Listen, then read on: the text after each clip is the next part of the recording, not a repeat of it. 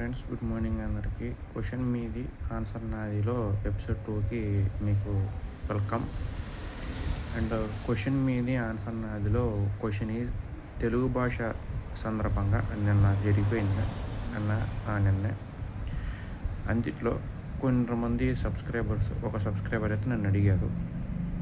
అది వచ్చేసి తెలుగు భాష దినోత్సవం ఎందుకు జరుపుకుంటారు, దానికి ఏంటి రీజను అని అడిగారనమాట. తెలుగు భాష దినోత్సవం వచ్చేసి జరుపుకునేది గిడుగు రామ్మూర్తి పంతులు గారిది బర్త్డే అనమాట. అందుకనే ఆయన తెలుగు కోసం చాలా చేశారు బ్రిటిష్ కాలం టైంలో. అండ్ ఆయన అహర్నిశలు కృషి చేసి తెలుగు భాషను డెవలప్ చేసి తెలుగుని మనకి ఒక మంచి నేర్చుకోగల పద్ధతిలో తయారు చేశారనమాట. అందుకని ఆయన బర్త్డేని మనం తెలుగు భాష దినోత్సవం అండ్ ఎవరైతే తెలుగు మాట్లాడతారో వాళ్ళకి దినోత్సవంగా మనం సెలబ్రేట్ చేసుకుంటాము. అండ్ ఇంకొకళ్ళు వచ్చేసి 2 క్వశ్చన్స్ కంబైన్ చేస్తున్నందుకు ఏమనుకోమాకండి. తెలుగులో సంబంధించింది కాబట్టి చెప్తున్నాను. తెలుగులో నీకు ఇష్టమైన పోయట్స్ ఎవరని చెప్పి అడిగారు అనమాట.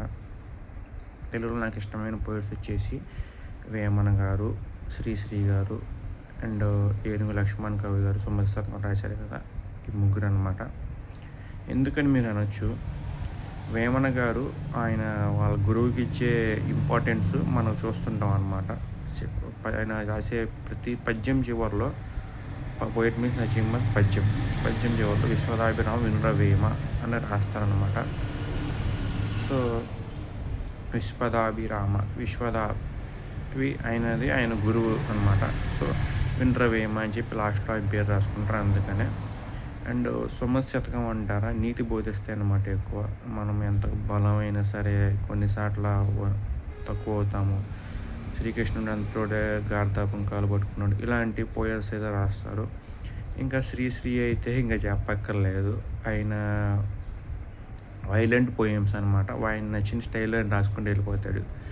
సో ఆయన యాటిట్యూడ్ సూపర్ ఉంటుంది అనమాట. అందుకని నాకు ఈ ముగ్గురు ఇష్టము. మీకు తెలుగు భాష దినోత్సవం గురించి ఇంకేమైనా తెలుసా?